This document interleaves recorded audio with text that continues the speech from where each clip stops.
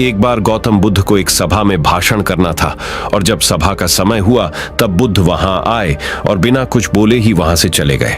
तकरीबन 100 से भी ज्यादा लोग बुद्ध का उस सभा में इंतजार कर रहे थे और बुद्ध के इस तरह के व्यवहार को देखकर सभी लोग बेहद चौंके, लेकिन किसी ने भी बुद्ध से कोई भी प्रश्न नहीं किया। दोस्तों, अगले दिन फिर से सभा का आयोजन हुआ और दूसरे दिन सभा में लोगों की संख्या तकरीबन घट गई। इस बार तकरीबन 80 लोग सभा में बैठे हुए थे। बुद्ध सभा में आए, लेकिन इस बार भी बुद्ध ने वही किया, यानी बुद्ध इस बार भी आए और बिना कुछ बोले ही वहां से चले गए। लोग दोबारा से चौंके, लेकिन किसी ने भी बुद्ध से कोई प्रश्न नहीं किया। अगले दिन सभा का आयोजन फिर से किया, लेकिन इस बार सभा में लोगों की संख्या और घट गई। इस बार सभा में केवल 50 लोग ही आए हुए थे। बुद्ध सभा में फिर से आए और उन्होंने इधर उधर देखा और बिना कुछ बोले ही सभा से चले गए। उसके बाद कुछ लोग क्रोधित भी हुए, क्योंकि लोगों ने अपना काम छोड़ छोड़ कर आए हुए थे, लेकिन किसी ने भी बुद्ध से कोई प्रश्न नहीं किया। अगले दिन फिर से सभा का आयोजन हुआ, लेकिन इस बार सभा की संख्या और ज्यादा घट गई थी, यानी इस बार सभा में सिर्फ 30 लोग ही थे।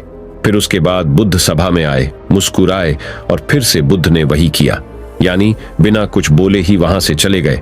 इस बार भी लोग बहुत क्रोधित हुए और इस बार लोगों ने पीछे से कुछ कहा भी और बड़बड़ाए भी, लेकिन बुद्ध ने उनके किसी भी प्रश्न का उत्तर नहीं दिया। दोस्तों, अगले दिन फिर से सभा का आयोजन हुआ और इस बार लोगों की संख्या बहुत ज्यादा घट गई थी, यानी इस बार सभा में कुल मिलाकर 15 लोग ही आए हुए थे। इस बार भी बुद्ध सभा में आए, लेकिन इस बार बुद्ध अपना आसन ग्रहण कर लेते हैं। फिर बुद्ध बोले और बुद्ध ने उन 15 लोगों को उपदेश दिया और वे 15 लोग ही बुद्ध के भिक्षु बन गए और आगे चलकर उन 15 लोगों ने ही बुद्ध के ज्ञान को अलग अलग दिशाओं में फैला दिया। फिर एक दिन बुद्ध से किसी ने पूछा कि बुद्ध, आप कई दिनों तक बिना बोले ही सभा से क्यों चले जाते थे? फिर बुद्ध कहते हैं कि मैं उन लोगों को खोज रहा था जो लायक थे, यानी कि पहले दिन 100 से भी ज्यादा लोग आए हुए थे, उसमें से ज्यादातर लोग सिर्फ आए हुए थे। उन्हें मेरे उपदेश से कोई भी मतलब नहीं था, वे बस आ गए थे। और उसमें से ज्यादातर लोग सिर्फ देखने और सुनने आए हुए थे कि सभा में क्या होता है। वे मेरे काम के लोग नहीं थे, क्योंकि वे लोग मेरे ज्ञान को औरों तक नहीं पहुंचा सकते थे। मुझे तो उन लोगों की खोज थी जो मेरे ज्ञान को जन जन तक पहुंचा सके। कई दिनों तक सभा से बिना बोले ही मैं इसीलिए चला गया, क्योंकि मैं यह देखना चाहता था कि वे कौन लोग हैं जिनके भीतर वास्तव में प्यास है। जिन लोगों के भीतर में वास्तव में प्यास थी, वे लोग अंत तक जरूर रुके, और जो लोग बस ऐसे ही आ गए थे, वे लोग पहले या दूसरे दिन ही चले गए। जिनके भीतर धैर्य था, उन्हें मुक्ति का मार्ग भी मिला, और जो लोग जल्दबाजी में थे, वे लोग अब घर में बैठे हुए हैं। सवाल यह नहीं है कि मैं तुम्हें क्या दे सकता हूं, बल्कि सवाल यह है कि तुम क्या ले सकते हो। तुम्हारा पात्र कितना बड़ा है और कितने के तुम हकदार हो। जितने के तुम हकदार हो, उससे ज्यादा तुम्हें नहीं मिलेगा।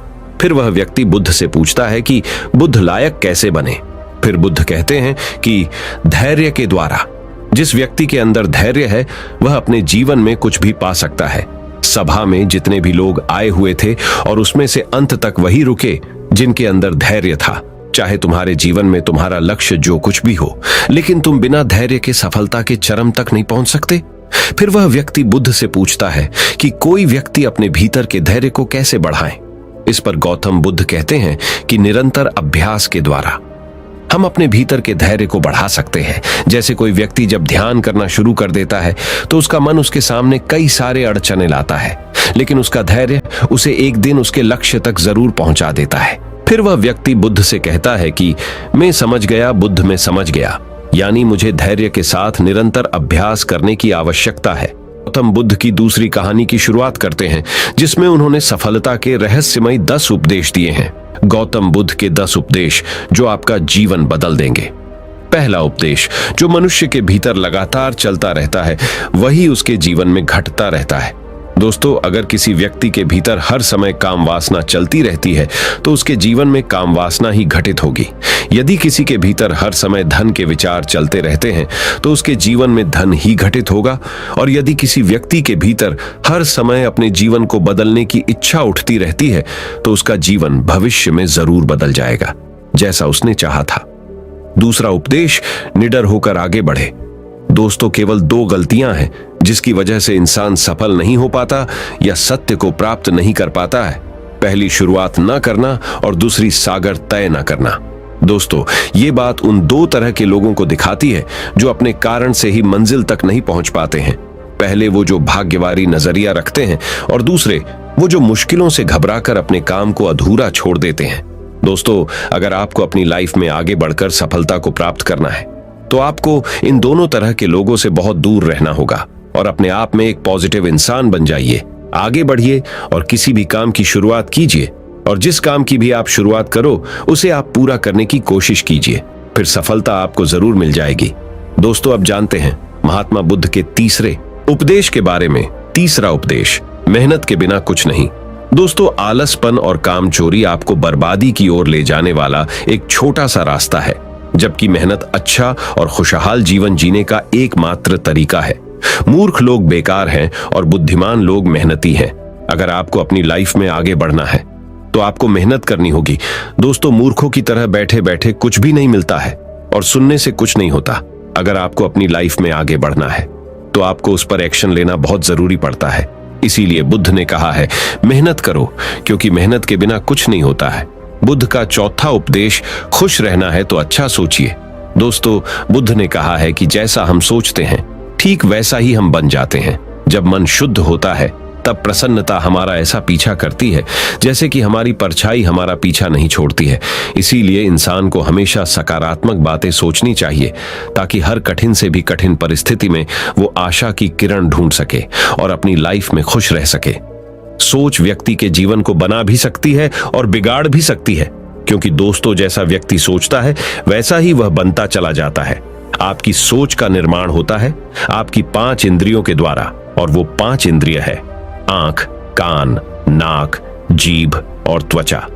जैसी भी जानकारी आप इन 5 इंद्रियों के द्वारा अपने अंदर लेते हैं वैसे ही आपकी सोच बन जाती है, और जैसी आपकी सोच बनती है वैसा ही आपका जीवन बन जाता है। इसीलिए अगर आप खुश रहना चाहते हो तो अच्छा सोचिए। बुद्ध का 5वां उपदेश, वर्तमान में जिए।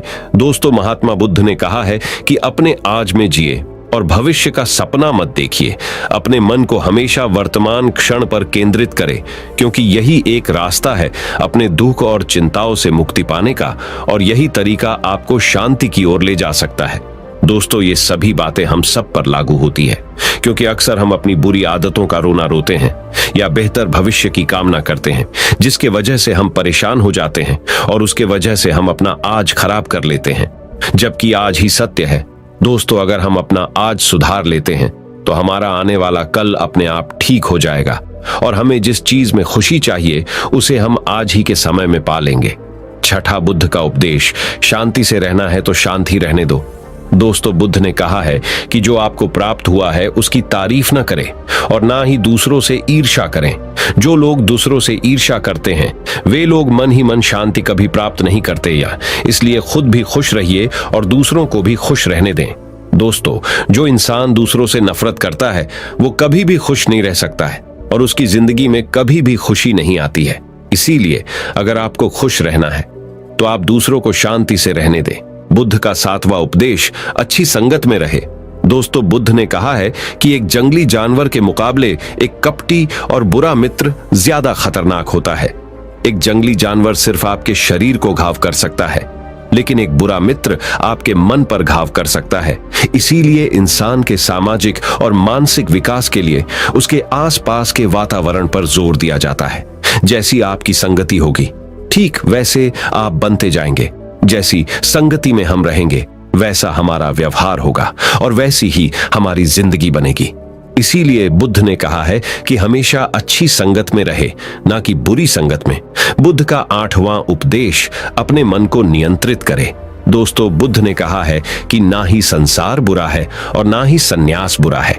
अगर कुछ बुरा है तो वो है व्यक्ति का विचलित मन, जो उसे कहीं टिकने नहीं देता है। इसीलिए हमें हर क्षण अपने मन को समझने का प्रयास करना चाहिए। दोस्तों, जो लोग अक्सर थका हुआ महसूस करते हैं उन्हें मैं बताना चाहता हूं कि आपकी थकावट का कारण यही है कि आपके मन में अनगिनत विचार चल रहे हैं जो कि आपके शरीर की ऊर्जा को खत्म कर रहे हैं। बुद्ध का 9वां उपदेश, व्यक्ति को व्याभिचार नहीं करना चाहिए। दोस्तों, बुद्ध ने कहा है कि व्यक्ति को व्याभिचार नहीं करना चाहिए। क्योंकि व्याभिचार व्यक्ति को उसकी ही नजरों में छोटा बनाता है और छोटा व्यक्ति कभी भी कुछ बड़ा हासिल नहीं कर सकता। बुद्ध का 10वां उपदेश, क्रोध अग्नि के समान है। दोस्तों, बुद्ध ने कहा है कि क्रोध अग्नि के समान है। व्यक्ति उसे बुझाना तो चाहता है, लेकिन वह उसमें सूखी लकड़ियां डालता है, जिसके कारण वह बुझने के बजाय और भी ज्यादा बढ़ता है। यदि आप अपने क्रोध को खत्म करना चाहते हो तो उसे भोजन देना बंद कर देना होगा। दोस्तों, क्रोध का भोजन है बेवजह की इच्छाएं, अहंकार और जागरूकता की कमी और नासमझी। यदि आप क्रोध को ये सभी भोजन नहीं दोगे तो आपको क्रोध कभी नहीं आएगा। दोस्तों, ये थे वो गौतम बुद्ध के द्वारा दिए उपदेश। अब हम गौतम बुद्ध से जानेंगे दुखों से मुक्ति कैसे पाएं। उसके ऊपर एक प्रेरणादायक कहानी हम आपको अभी सुनाएंगे। तो चलिए उस कहानी की शुरुआत करते हैं। दुखों से मुक्ति की प्रेरणादायक कहानी। दोस्तों, एक बार पहाड़ों के बीच बसे एक छोटे से गांव में प्रिया नाम की एक महिला रहती थी। प्रिया ने अपने जीवन में बहुत दुखों का अनुभव किया था। उसने कम उम्र में अपने माता पिता को खो दिया था और एक ऐसे व्यक्ति से शादी कर ली थी जो उससे प्यार नहीं करता। प्रिया का पति शराबी था और अक्सर उसे शारीरिक और भावनात्मक रूप से प्रताड़ित करता था। प्रिया ने कई वर्षों तक इस दर्द को सहा था। एक दिन वह इसे सहन नहीं कर सकी और उसने यह फैसला किया कि वह उस दुख से मुक्त होना चाहती है जिसने इतने लंबे समय तक उसके जीवन को त्रस्त कर रखा था। वह जानती थी कि अगर वह एक सुखी जीवन जीना चाहती है या स्वतंत्रता का अनुभव करना चाहती है तो उसे अपना घर छोड़ना होगा। इसलिए एक रात उसने अपना एक छोटा सा बैग पैक किया और घर से निकल गई। प्रिया ने अपने गहने भी रख लिए थे जिन्हें बेचकर वह अपने सफर में आगे बढ़ सकती थी। जब वह सुनसान सड़क पर चल रही थी तो उसे राहत का एहसास हुआ। लंबे समय में पहली बार उसे लगा कि उसका अपने जीवन पर नियंत्रण है। प्रिया को नहीं पता था कि वह कहां जा रही है, लेकिन वह जानती थी कि उसे आगे बढ़ते रहना है। दिन हफ्तों में बदल गए और प्रिया अपने घर से बेहद दूर आ चुकी थी। उसे रास्ते में कई बाधाओं का सामना करना पड़ा, लेकिन वह आगे बढ़ती गई। उसने उस जीवन को पीछे छोड़ दिया था जिसने उसे इतना दर्द दिया था और उसने कभी पीछे मुड़कर नहीं देखने का निश्चय किया था। चलते चलते प्रिया की मुलाकात एक वृद्ध आशी से हुई जो नदी के किनारे एक छोटी सी झोपड़ी में रहते थे। प्रिया ने राशि से पूछा कि क्या वह उस दुख से मुक्ति पाने में उसकी मदद कर सकते हैं जिसने उसके जीवन को बर्बाद कर दिया था। आशी ने प्रिया को देखा और कहा, बच्ची, दुख से मुक्ति अपने आप बाहर नहीं मिल सकती। यह मन की एक अवस्था है जिसे व्यक्ति को भीतर से विकसित करना चाहिए। आपको अतीत को छोड़ना और वर्तमान क्षण में जीना सीखना चाहिए, तभी आप सच्ची स्वतंत्रता का अनुभव कर पाओगे। प्रिया ने आशी की बातों को ध्यान से सुना और उसने महसूस किया कि वह बहुत लंबे समय से अपने अतीत को पकड़े हुए थी, इसीलिए उसका दर्द कम नहीं हो पा रहा था। उसने आशी को धन्यवाद दिया और अपनी यात्रा जारी रखी। चलते चलते प्रिया ने राशि की शिक्षाओं का अभ्यास करना शुरू कर दिया। उसने अतीत को जाने देना शुरू किया और वर्तमान क्षण पर ध्यान केंद्रित किया। फिर उसे जीवन की साधारण चीजों में भी खुशी मिलने लगी। प्रिया एक गांव से गुजर रही थी जहां पर पोस्टर लगे थे कि प्राइमरी स्कूल में शिक्षक की आवश्यकता है। प्रिया पढ़ी लिखी थी और उसे पैसे की भी आवश्यकता थी, इसलिए वह बच्चों को पढ़ाने लगी। एक दिन प्रिया लोगों के एक समूह से मिली जो आग के चारों ओर इकट्ठा थे। वे नाच रहे थे और गा रहे थे और उनकी हंसी हवा में गूंज रही थी। प्रिया पहले तो इसमें शामिल होने से हिचकिचा रही थी, लेकिन उसके भीतर की आवाज उसे उस समूह में जाने और मजे करने के लिए कह रही थी। प्रिया ने समूह के साथ नृत्य किया और खूब हंसी। लंबे समय में पहली बार वह वास्तव में खुशी महसूस कर रही थी। उसने महसूस किया कि खुशी कोई ऐसी चीज नहीं है जो खुद के बाहर पाई जा सकती है, बल्कि मन की एक अवस्था है जिसे व्यक्ति को भीतर से विकसित करना होता है। प्रिया को अब दुख से मुक्ति मिल गई थी। अब वह बच्चों को पढ़ाती और अपने अनुभव का उपयोग दूसरों को खुशी का रास्ता खोजने में मदद करने के लिए करती। तो दोस्तों, इस कहानी से हमें यह सीखने को मिलता है कि खुशी कोई ऐसी चीज नहीं है जो खुद के बाहर पाई जा सकती है, बल्कि मन की एक अवस्था है जिसे व्यक्ति को भीतर से विकसित करना होता है।